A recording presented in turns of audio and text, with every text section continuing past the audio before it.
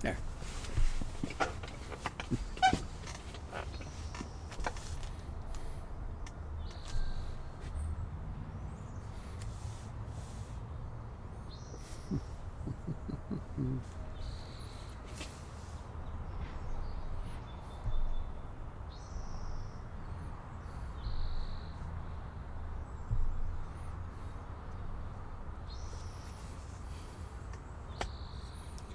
Good morning, dear friends of the Dharma.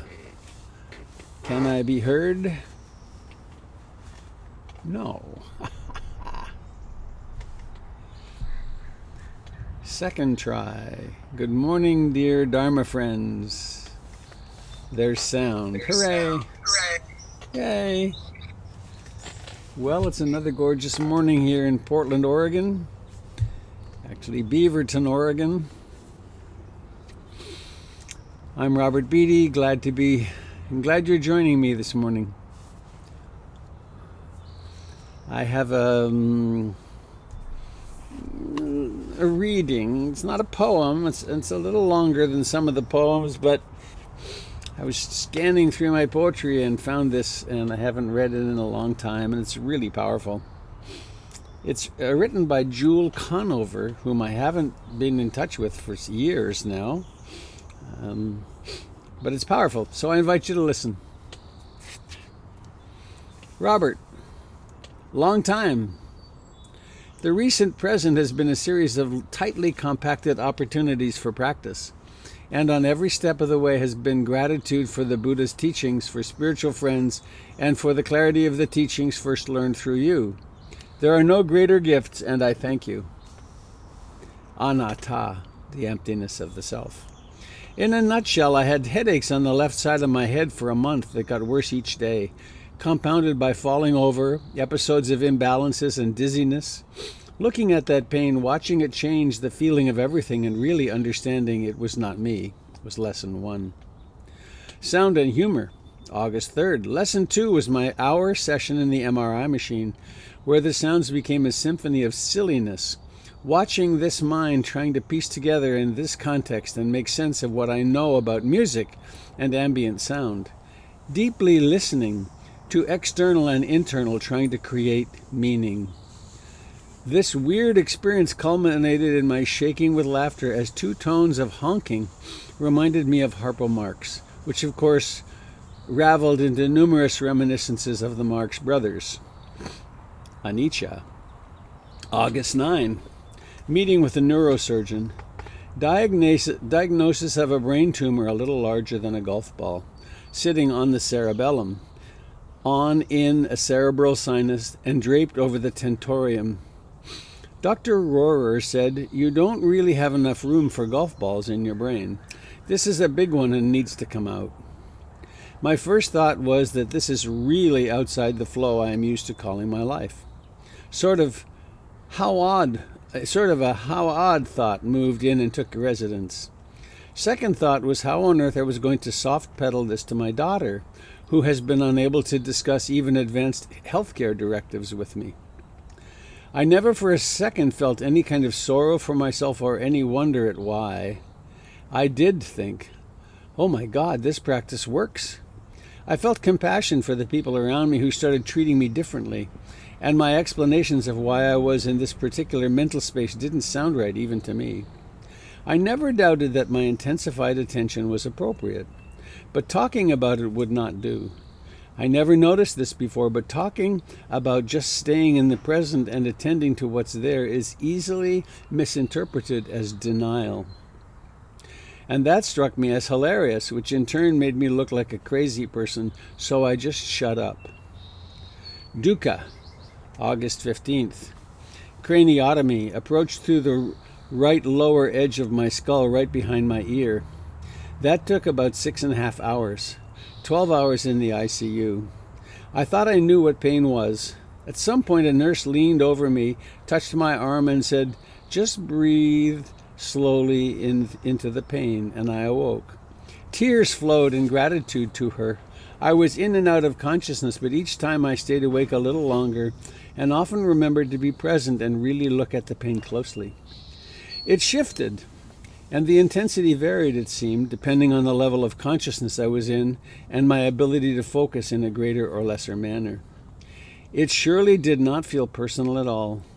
My daughter had taped a picture of prayer flags that are in my yard to the edge of my bed table, so I saw those when I opened my eyes, a good reminder.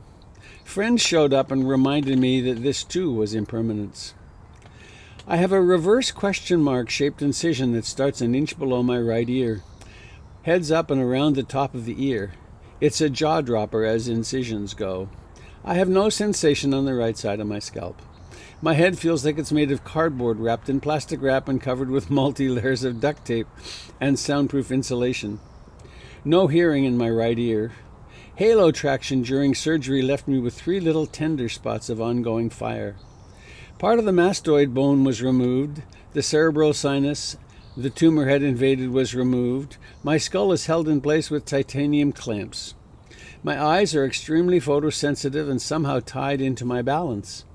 Bright lights and loud noises make me dizzy and tippy. My balance is poor and may not get better. The eye problems and numb skull and hearing may go away. Only time will tell. Final pathology report results received today indicate there's no malignancy. I will be monitored every 6 months by MRI and look forward to the Harpo reminiscences. When my daughter brought me home, she had this reflection to share with me. Mom, 2 weeks ago when you told me you had a brain tumor, I went completely crazy thinking about life without you in it. And I started crazy worrying, waiting for you in surgery, waiting for you in recovery, waiting for you to go home. And here we are, home. She held her hands apart, measuring, and asked, "What was that? 2 weeks, it's gone. Where did it go? What was the point of the worry?" I reminded her of when she was very young and liked to think about infinity and how it made her feel giddy. I suggested that she try to look at that piece of now gone time in the same way. She looked at infinity when she was too young to attach concepts to it. Just look at it as a whole, I told her. Try not to think about it too much, and maybe something new will suggest itself to you. The rain this morning left a distinct promise of fall. A few pink baby roses remain in the yard, and they shine when the sun comes out. With Metta Jewel.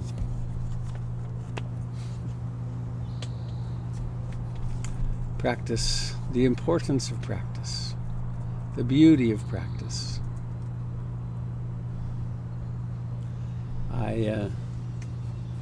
I realized as I was partway through that, I haven't read that since my own brain surgery. My scar goes from here down to here. There were 50 staples. Quite a souvenir. And the numbness, it still feels like cardboard wrapped in saran wrap. But is it mine? Is it my head? What about that? And what about refuge in the Buddha, Dharma, and Sangha? Better than lots of other fantasies we have.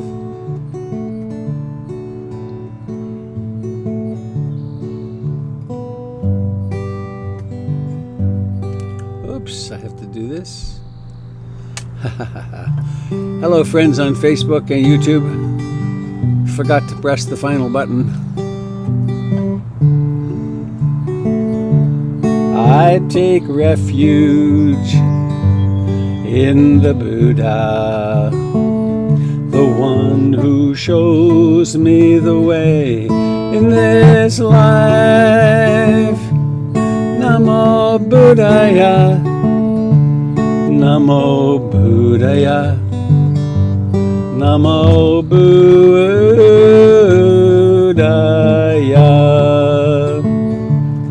I take refuge in the Dharma, the way of understanding and love.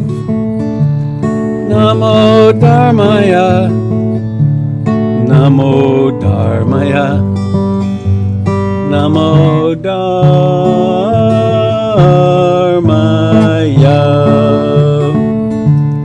I take refuge in the Sangha, the community of mindful harmony. Namo Sangaya, Namo Sangaya, Namo Sangaya.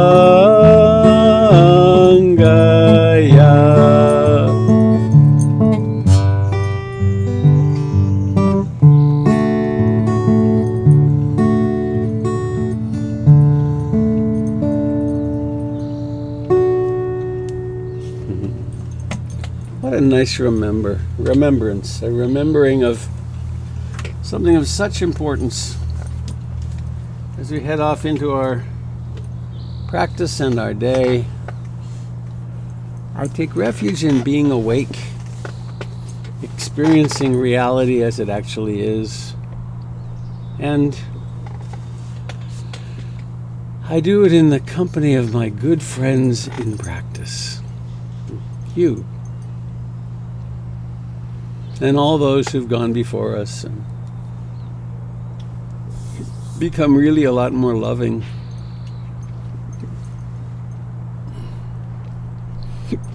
So let's stop. Let's stop and sit.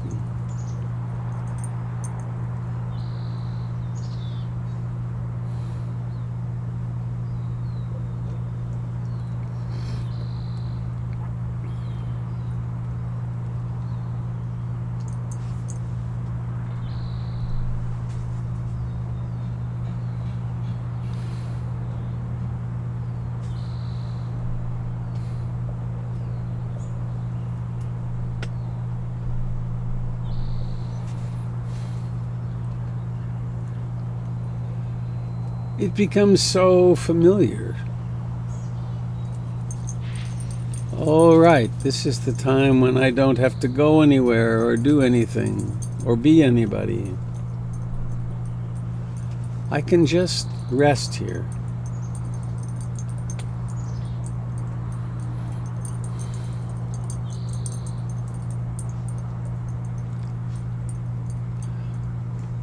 I can drop into the lovely aliveness of the body.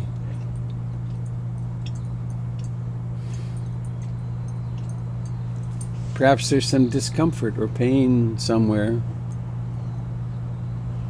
Perhaps there's some pleasure somewhere.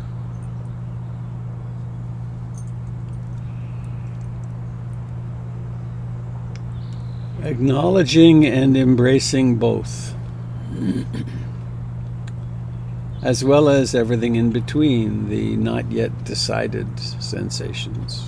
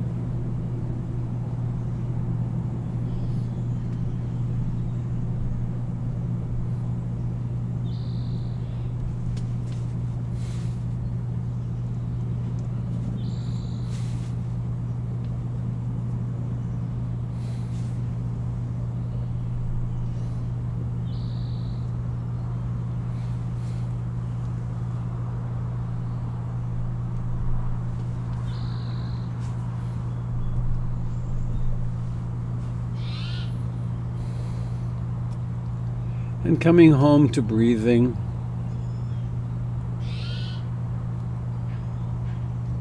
Breathing, this central indicator of our aliveness.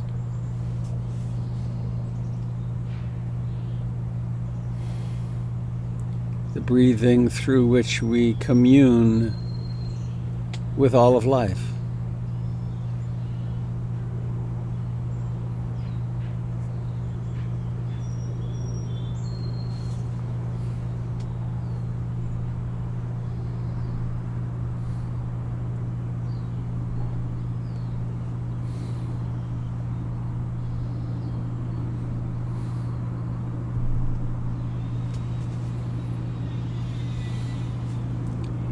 Each breath has a beginning.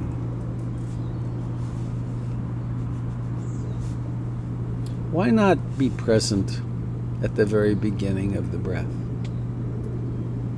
and remain there focused in a gentle sort of way until the breath finishes?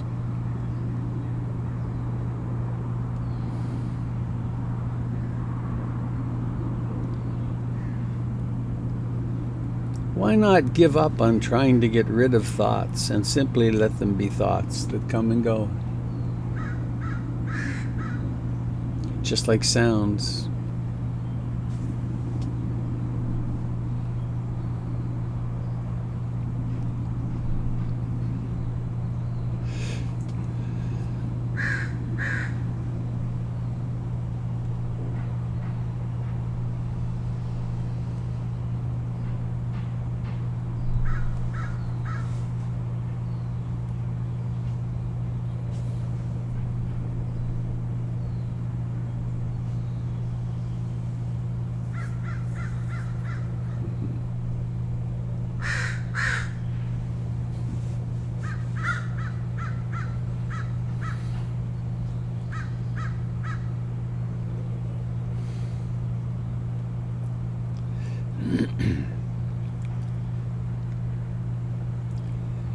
In practicing bare attention, where there is awareness and the object of awareness,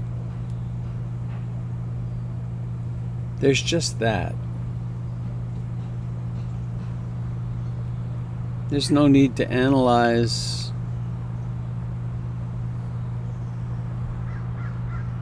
anything.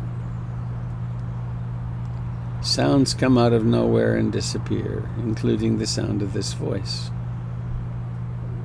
Sensations in the body come out of nowhere and disappear. Moods come and disappear.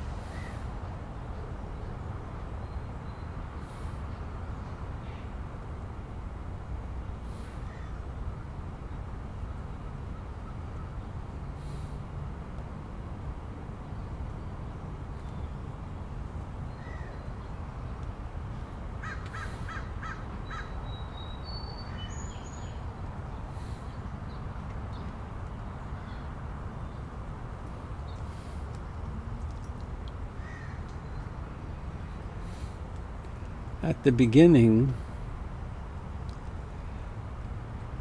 we can notice the breath, the sensations of breathing in rather superficial ways. But as we develop the capacity to focus awareness, to become concentrated, to sustain attention, it turns out that the beginning of a breath is long gone by the time the middle of a breath arises. And the middle is long gone before the end arises. In fact, there's nothing enduring from moment to moment. There's just change.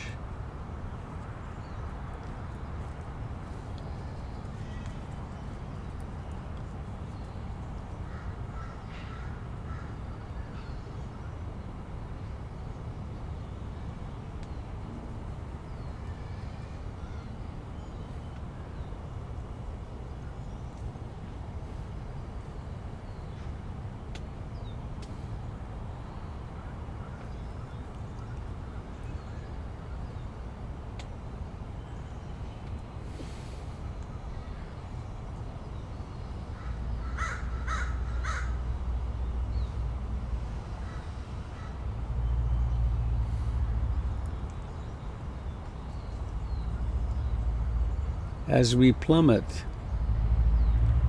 into the present moment,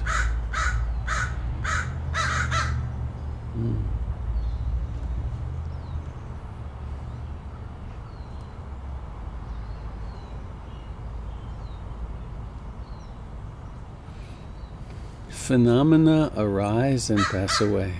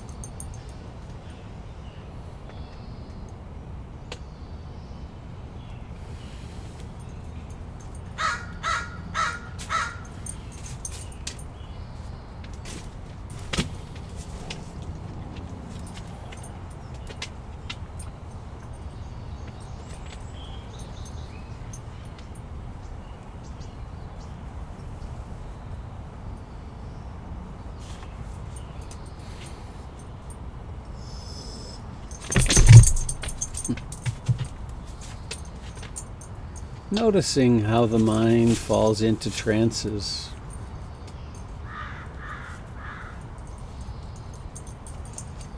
They almost always have a flavor of I, me, and mine, self-referential.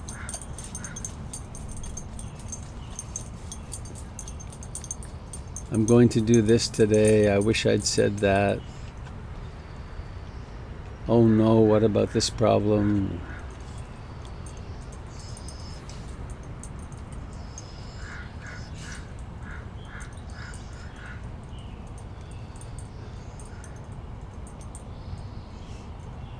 I feel guilty because I'm not concerned enough about that problem. What about my daughter or my son or my parent? What about COVID-19? For these few moments, Give yourself permission to truly let go of it all.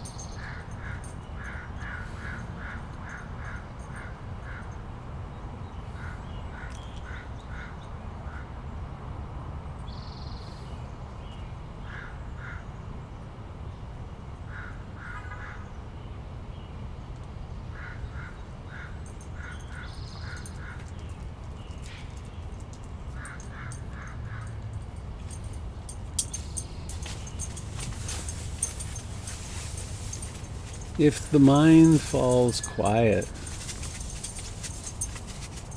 don't hesitate to enjoy that ease and peace.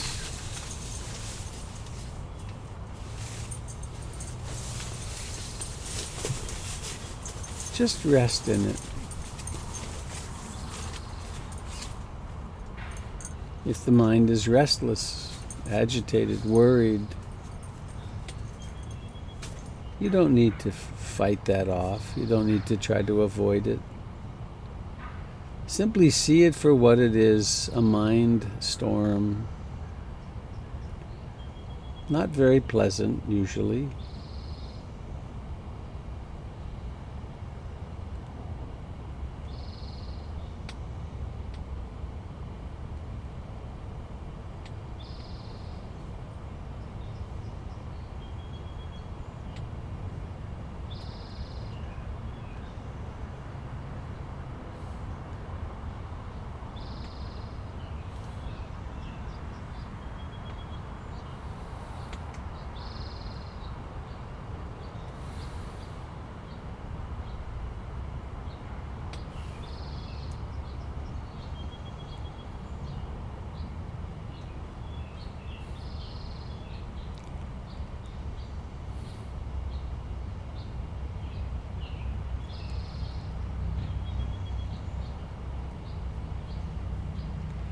Practicing with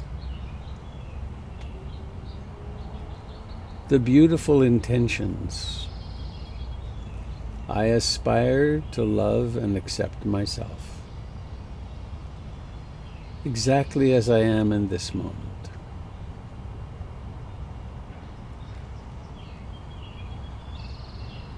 We can expand that. I aspire to love and accept this that I take to be myself. All of the experiences of this moment, exactly as I am.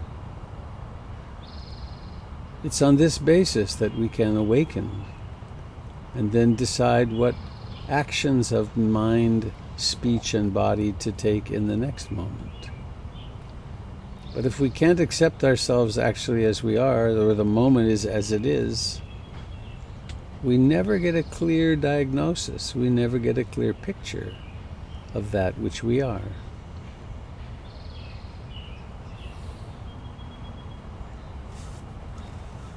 I aspire when I'm hurting, no matter how I'm hurting. I aspire, or it is my intention, to hold myself in sweet, gentle compassion.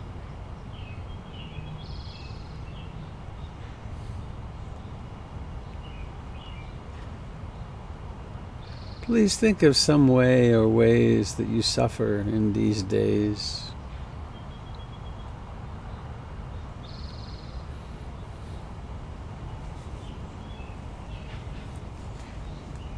Perhaps suffering in anger or in sadness or in fear, shame, guilt, grief.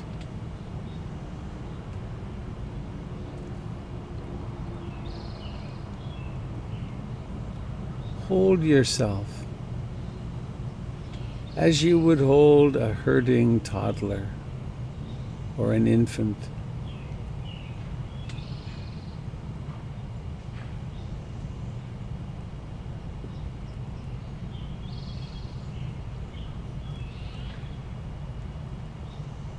Knowing that you may well not be able to make the pain better,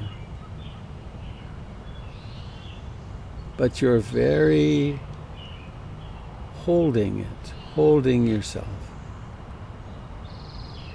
makes it more bearable.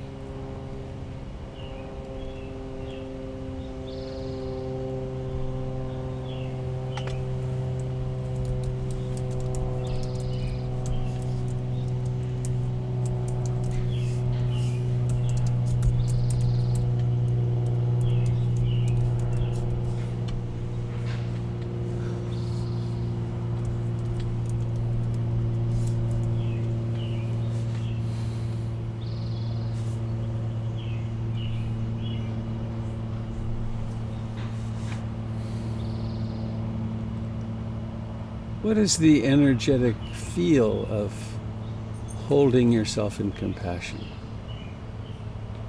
There's allowance, acceptance that the pain might be there,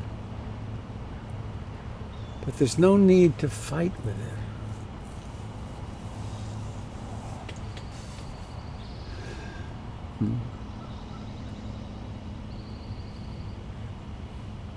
Perhaps we might say internally to ourselves,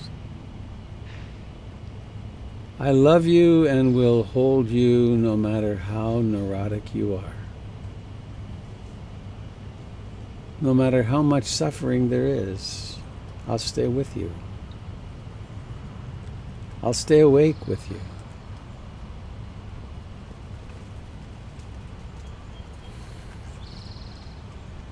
Our lives are really very challenging. Much more than we usually let on.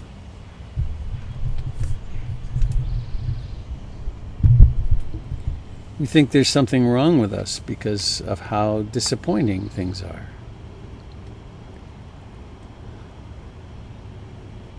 When it's the nature of the dukkha planet.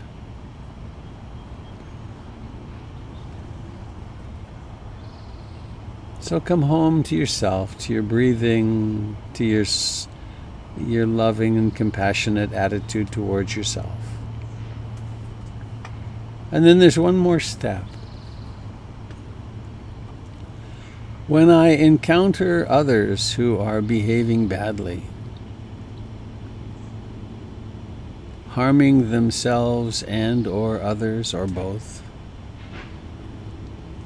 I aspire to hold them too in sweet, loving compassion. which means I aspire to not close my heart to them. It doesn't mean I open my house to them or support what they do. But it does mean I get to go through the world in relaxation and ease rather than tension and hatred. When I experience or observe others acting out of ignorance, greed, hatred, and ignorance, I aspire to hold them in sweet compassion.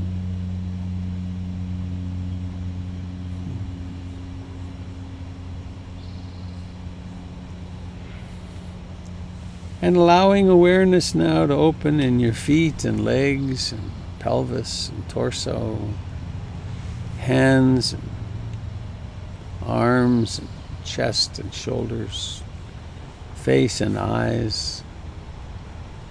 And then let your eyes open and become aware of seeing.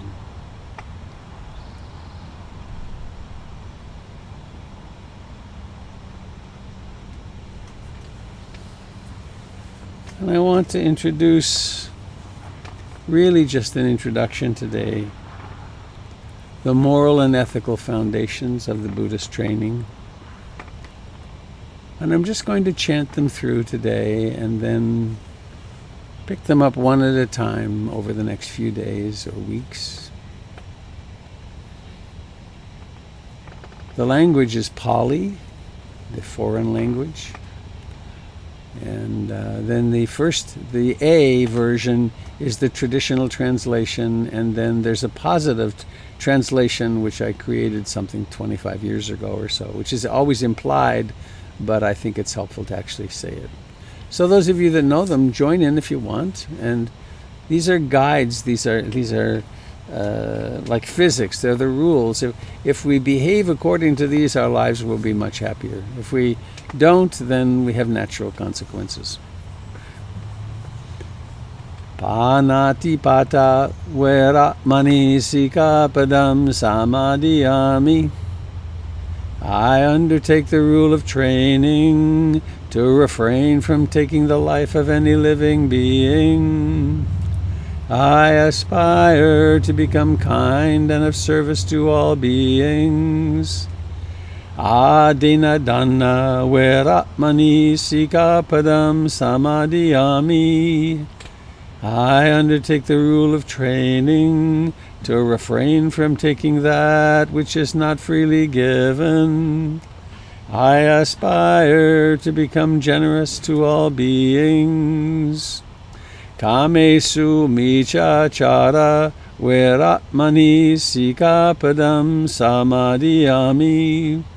I undertake the rule of training to refrain from sexual acts which cause harm. I aspire to nurture love, relationship, and beauty. Musawada veramani sikapadam samadhiyami. I undertake the rule of training to refrain from false and harmful speech. I aspire to use speech to create happiness, harmony, and understanding. Sura meraya maja pamata tanha veramani sikapadam samadhiyami. I undertake the rule of training to refrain from the use of intoxicants. I aspire to cultivate mindfulness and wisdom.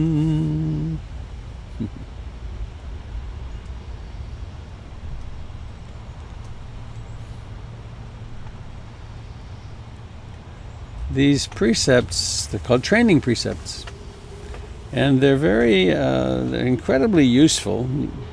I'll say more about them in days to come, but the one way that I have found them extremely helpful is, sometimes we don't believe that that's true, and then we act in some way which is not in accord with the precepts, and we discover that we're hurting all of a sudden, or there's repercussions in our life, And over time, it becomes clearer and clearer. Oh, I can't finesse that. I have to actually do it. And it's not a thou shalt. It's very much, of course, we're all free to do any of those. And let's, however, do it consciously so that we can learn from our experimentation in life. So more to come on them. I want to thank everybody for your incredible generosity toward the Tough Shed.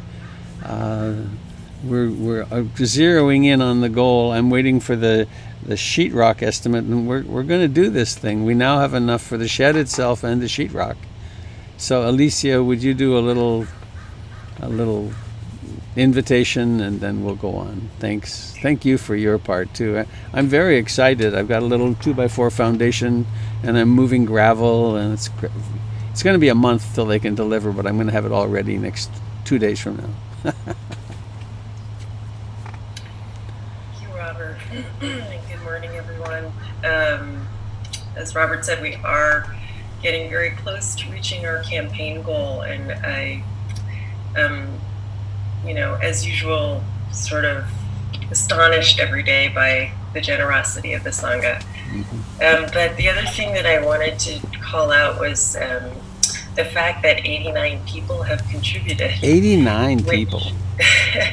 Which it reminded me of my son's preschool days, when the preschool teachers, when they wanted to celebrate something, would ask all of the families to bring one a flower or a cutting from their garden, and we make this big bouquet. And when I look across all of the names and the donations, I just think of this beautiful bouquet. And when I look at all of your faces, I think about this beautiful bouquet of the Sangha. So thank you all. I'm a little teary. So the campaign does continue. I'll post the notice, and as usual, please do remember, if you can, to also donate to PIMC as you're able. So thank you again.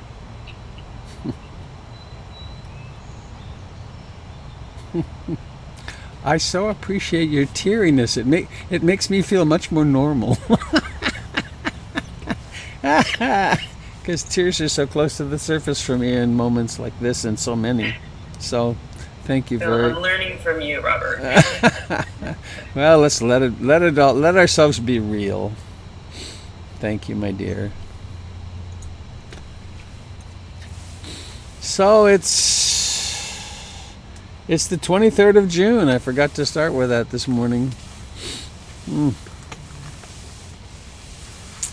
So let's open it up to you folks. Do you have questions? Do you have appreciations? Sharings from the heart?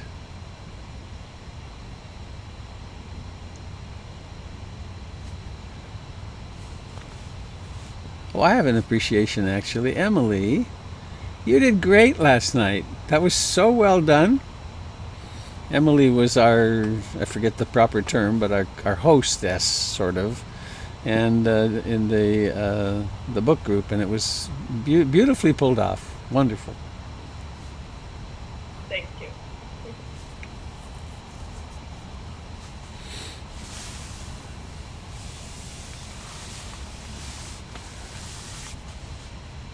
Good morning, Robert. Steve here. Hello, Steve Burkhart. So, a couple of things. One, I so appreciate PMC and the efforts made to provide a forum, a space for us to be vulnerable, to open our hearts, to work with difficult things, both personally but as a group. The forum last night, I I'm experiencing a bit of vulnerability hangover, Uh-huh. which is okay because it's important to be vulnerable, and I feel very fortunate to have the space to do that, Mm-hmm. to be able to work through all of this together with others. So thank you for your guidance in that, for PIMC, and Mm. for all of the people who are engaged, but also specifically for that group I was with last night. Mm. Thank you. The Me and White Supremacy group. Yes. Yeah.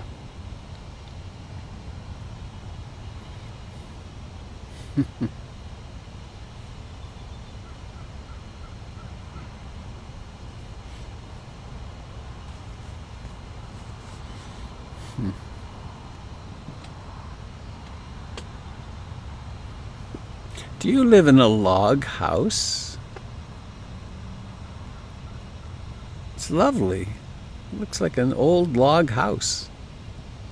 Yes, this part of our house was built in 1910. 1910. Wow. Yeah. This was a back porch, so now it's our sanctuary. And we've added on to the house as we've had children, but yeah, it's a good space. Thanks.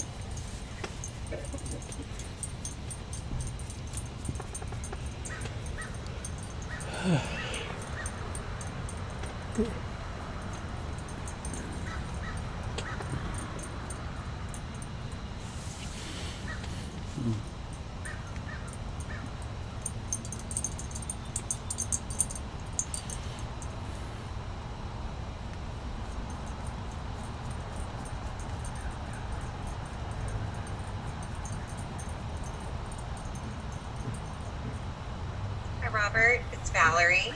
Hello, Valerie. You're in the sunshine too. I am. I'm sitting in my upstairs sunny window before it gets too warm up here. Mm. I wanted to share about my son and his girlfriend. They live in Oakland. It's primarily about Alini, and she came to the United States a couple of years ago to get her second master's degree. She's from Brazil, and things are difficult in Brazil, so she wanted to make her way here. She just finished in organizational psychology at San Francisco State, which is also where my son went to school. She had aligned where she was interning for a wonderful new position there. And then COVID happened. And in the meantime, she was waiting for her working visa because she was able to start working in June, and they needed to rescind their offer. And so in the last 5 or 6 weeks, she's applied to well over 100 jobs. She has 8+ years experience. And then there was the executive order yesterday, which at this point does not affect her ability to work. But because it has to be basically in organizational psychology or HR, and so I've been trying to help from afar, being in Portland, and what few connections I still have in the Bay Area where I used to live. And it's been really wonderful to watch her just kind of be with her emotions, but also, you know, apply and network and all of that. And then watching my son navigate this relationship, which is really his first, he's 29, and his first real love. And my heart goes out to them, and I'm trying to help, and I'm trying to stay in a place of helping without too much attachment. But boy, it's really, really, really hard for me. And so many people are suffering right now with, I'm still on furlough and probably not returning, but I more by choice than anything. But I guess I've just been sitting with it for a while and wanted to share. And so maybe people can just have her in their hearts and minds and giving her support from afar. Her name is Alini. Alini. Thank you, Valerie. Thank you, Robert.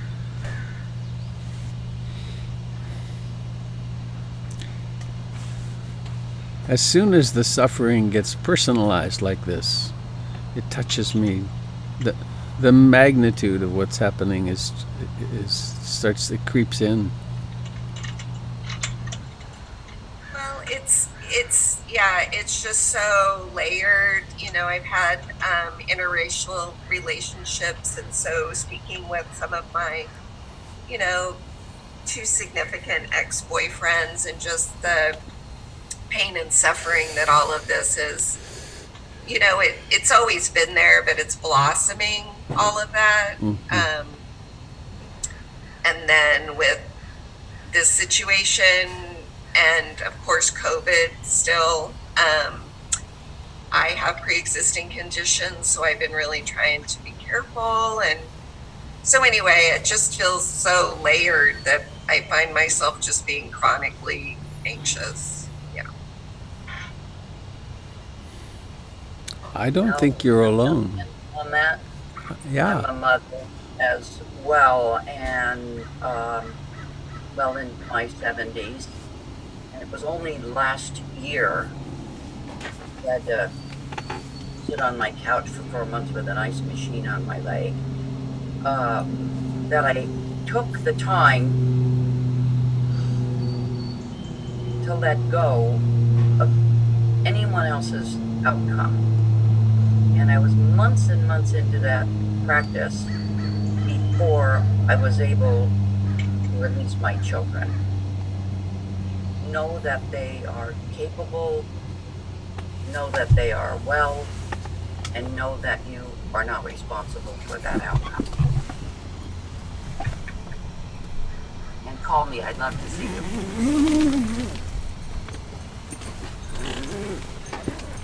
Thanks, Francie. Love you. Love you.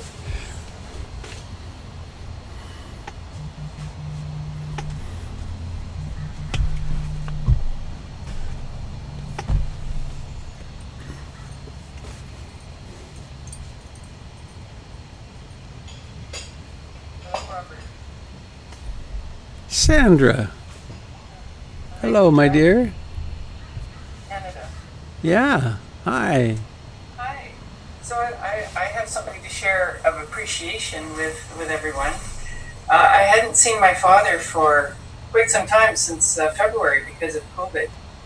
So we were about a 3-hour drive apart for all of that time, and he has declining cognitive abilities. And so one of his things is he really doesn't like grocery shopping to start with, and then he doesn't really like cooking. So I've been worrying about him, you know, if he's eating enough. So I got to see him this weekend for Father's Day. It was so lovely. And he invited 2 other people to join us for a beautiful walk in the garden, little garden tour, and then supper. And both of the women, they're about the same age as him, around 82. And both of them had been shut in. One, her husband died just before COVID. And then the other one just declining health and really can't get around. And so her son brought her. So we had such a lovely time. It was really beautiful to be with them. Wonderful. Thank you. Yes.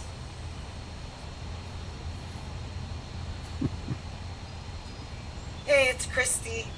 Hello, Christy. Good morning.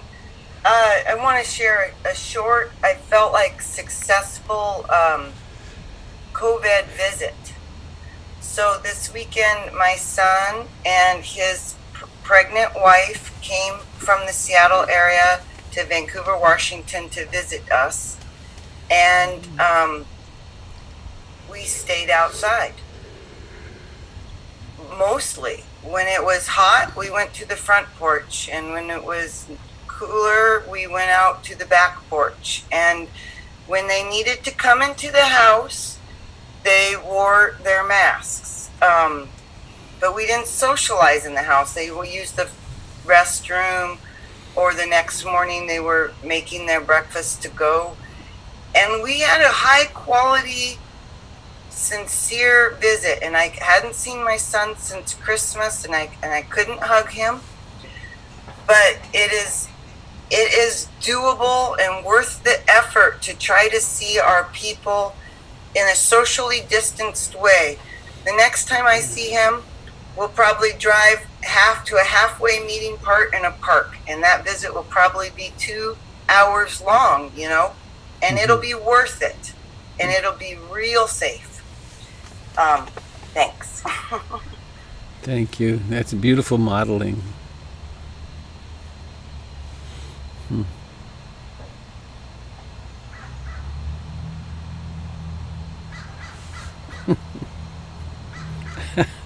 I just noticed my picture, and I actually have a haircut scheduled for tomorrow at 1 o'clock. So I'm going to become more shorter haired. It's funny. I had a moment of excitement about it. It's like, oh boy, I'm going to get my haircut. Always hide the self-view is my motto. Funny. Anyone else sitting with something that you'd like to share, please do.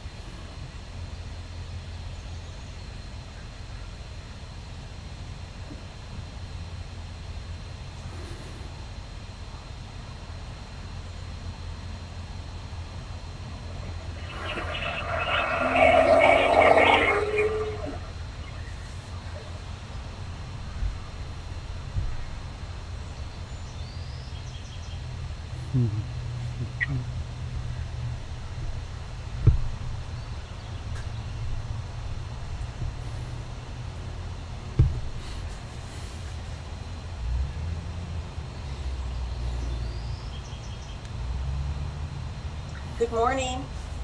It's Allison. Hello, Miss Allison. I just wanted to say that when I'm grateful for the precepts reminder, and when I remember them, and I will be, I'm sure, remembering them throughout my day to day. And we were talking about letting go of kids and problems and all the deeper things that are going on right now, that letting go. And I know, this just dawned on me that when I'm remembering even the precepts, that doesn't talk about letting go, allowing others to, it talks about my behavior and what I do. But when I'm there, it's a sacred thing, and it really allows me to let go of the things that I'm clinging to more, because I'm practicing what the Buddha said, and it's pretty straightforward, And I just wanted to say that little awakening I had, that when I practice the precepts or the Dharma, I can let go. And it is not as painful as when I'm being a real whiny butt and just thinking of, I can't do this is way too hard.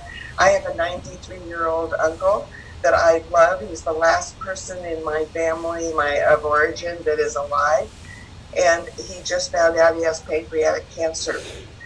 And I just cried for a day. I just had to, because I love him so much. And I'm letting go. The Dharma's teaching me that. I'm letting go before he's even gone. And I'm going to be able to see him, I hope, next month a little bit. He lives in California. So that's just my little awakening. Thank you. Thank you, Allison.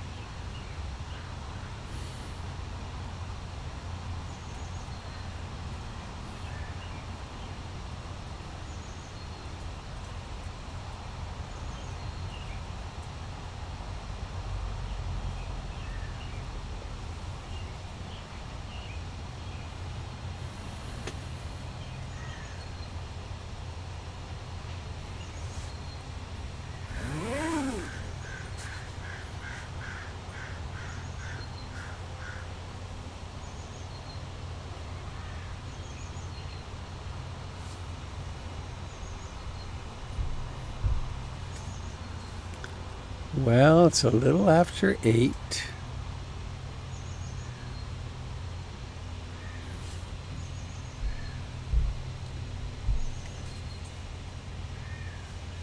I'd like to renew my invitation for those who weren't here or didn't hear it, that when it comes time to this, for this Quaker meeting sort of thing we're doing, there's certainly never a requirement to speak. And however, I'd like to invite particularly those among us who are very quiet, if there is something that you're wanting to say, then please take this as an open space that would be happy for it. And often there's something we do which is, oh, this is too stupid or trivial, or someone said this before. Those are often very important for you, the group or others in the group, other individuals. So please know this is an open space for whatever you'd like to share. And there's also no requirement. I like that freedom. Spiritual liberty rather than spiritual tyranny, said one of my Sufi teachers.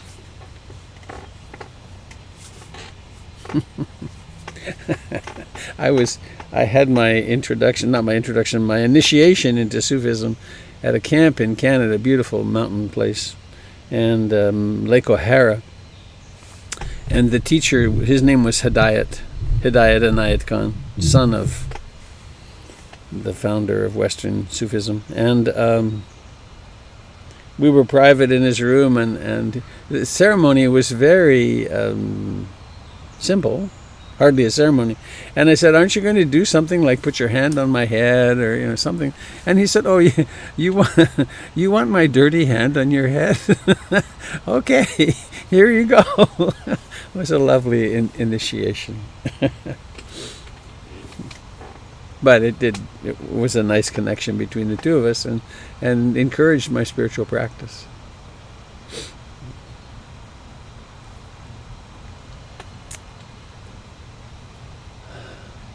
Hey Robert, it's Trisha. Trisha, hi. Hi. I'm not a totally quiet person, but I'll jump in here since nobody else is. Yeah. I'm not quite sure how to phrase this question, but it has to do with, okay, so starting with the precepts that you shared, that we can live by the precepts, try and avoid causing unnecessary karma for ourselves and others. And yet, what we're looking at in the Me and White Supremacy group is that even in being a good person, we are causing harm by being inherently part of the system that keeps other people oppressed. Mm-hmm. So how do you work with the two of those of like, I'm being the best person I can be, and yet I am, just by inherently being a part of the system, I'm causing harm to someone else. Mm. And the second part of the question is, when there's so much out there that needs our concern, such as what, I'm sorry, I didn't catch the person's name, was sharing about her daughter-in-law or her son's girlfriend. It's like, that doesn't affect my life. So I push it out there and I don't care about it really. And I think, part of the whole issue with racism or the white supremacist system we live in is that for so many of us, it hasn't affected our lives. And so it's been easy not to care about it. And we just go about our lives being the best people we can be. And yet all this harm is happening in part due to our not caring. Mm-hmm. So take that mess and make something out of it. Well, it's actually a very central question.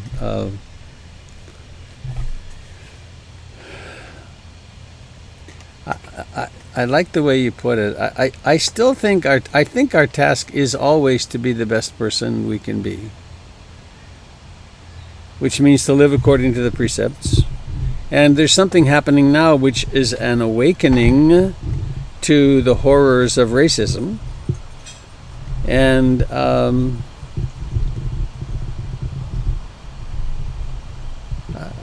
there's a Hindu analogy of Indra's web, that we're all part of this incredibly complex web, and that when the web is injured, or when when there's something we can do and it's within our reach, we're encouraged to do it. In fact, we may have a moral and ethical responsibility to do it.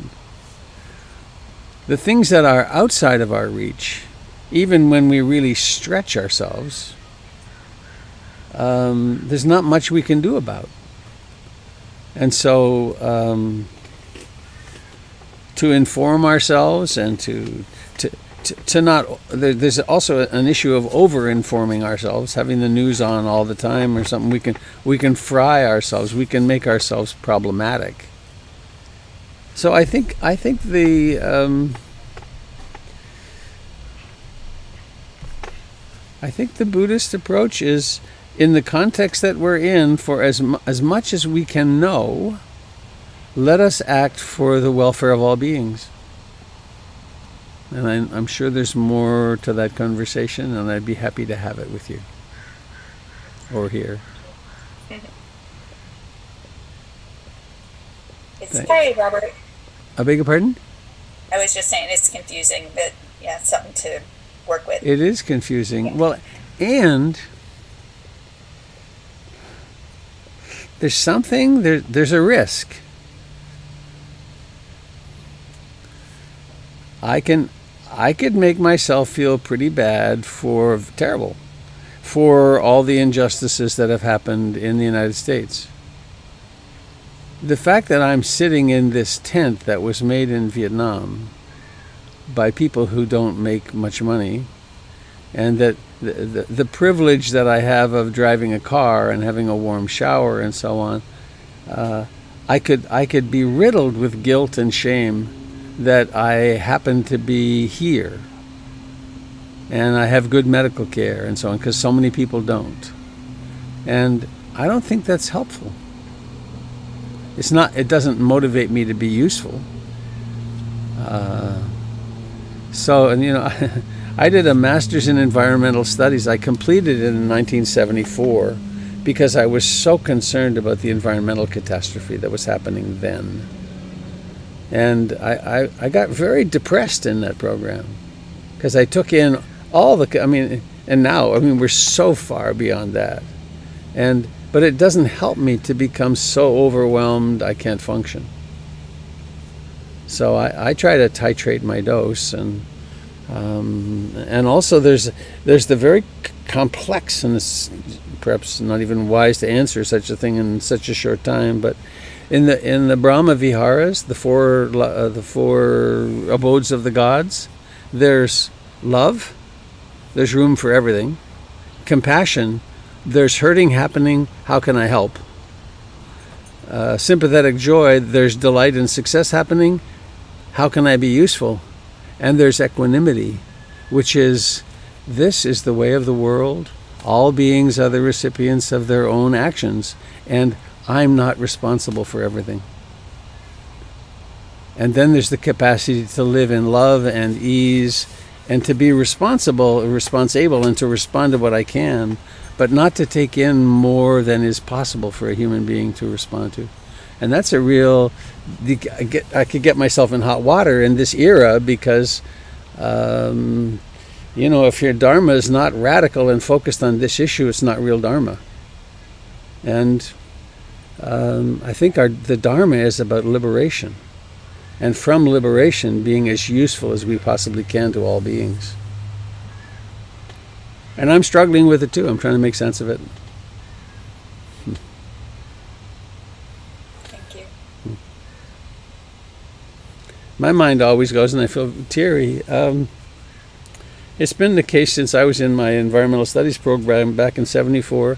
There are millions of people in Bangladesh who live 1 to 2 feet above sea level on the delta of the Indus, the huge river that comes in there. There are millions of people. If those ice sheets collapse, or when those ice sheets collapse, they're all going to die. It's just horrible. And I have to not dwell in that too much because my own death is coming too. My children's death is coming. The death of my little dog, Budo, is coming. And I must, in order to function well, I can know about stuff, but I can't feel the horror of it all. Otherwise, I'm not functional. I can't be useful to the people I'm around. So as we develop compassion, it's also important to develop equanimity, which is, like right now I'm with Trisha. I want to really enjoy these moments with Trisha. I don't want to be off worried about some other issue. I want to be able to be right here. And if I'm overdosed, I can't.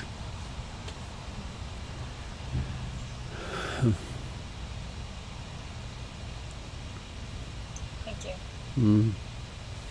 Thank you. Well, dear ones. Oh, yes. Just something very quick, because I know that we're well past. Hello, Tempest. Hi. So I wanted to speak to something as a Black person because I think I've mentioned it before that I'm an activist, and I also give classes on this kind of thing, and so I often hear from white people who are very concerned because of, I think it was Trisha who was speaking, was saying, like, I'm part of the system and I'm doing harm without knowing it, and that's tough to deal with. And the thing that I always want to share, which goes along with a lot of what you said, is that really the first step when you're part of a system is understanding the system. Like, you can't fix everything.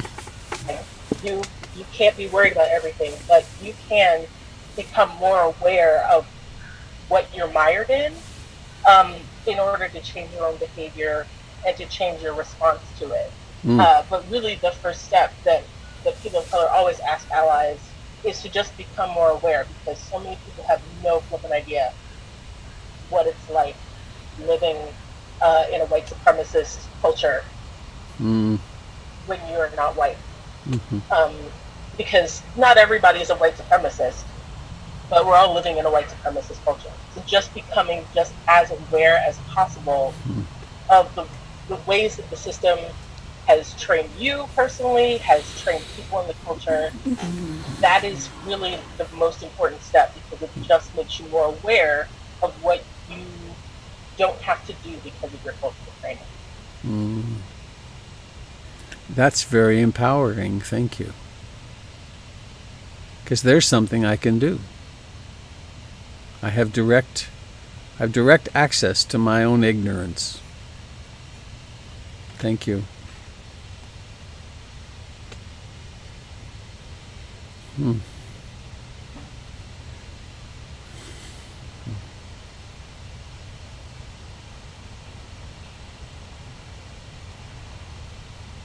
Whew, powerful. I'm all a Twitter inside. Oh, Twitter. I didn't mean Twitter like Twitter. I'm all a flutter. Okay, dear friends. Anybody sitting with something that really must be spoken now before we go? We're into some very rich territory, and it would be nice to have the morning.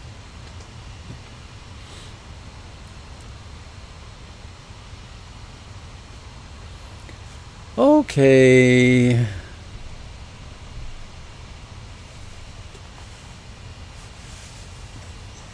Do we have kids? I don't think so. Let's end with an Om, an open Om. Unmute. Oh, there's kids. Oh, wait. I changed my mind. Okay, you ready? Are you ready to sing? I almost missed you. I'm sorry. So you ready to sing? You want to start our singing? 1, 2. Beings be happy. May all beings be happy. May all beings be happy. Sadhu, sadhu, sadhu. Yay! That improves the day for everybody. Thank you all. Thank you. Thank you, Alicia. First, Robert, my pleasure. Goodbye, Bea and Judy and Erin and Carol and Allison and Roseanne and Pamela and Linda Budd, Sherry, Francine, Jason. This is fun. Steve. Who'd I miss? Palakini, Greg, Lori, Lorraine. Hi, Lorraine. Bye-bye. Goodbye, everyone. Bye, everyone. Bye, all. Here we go. Bye, all.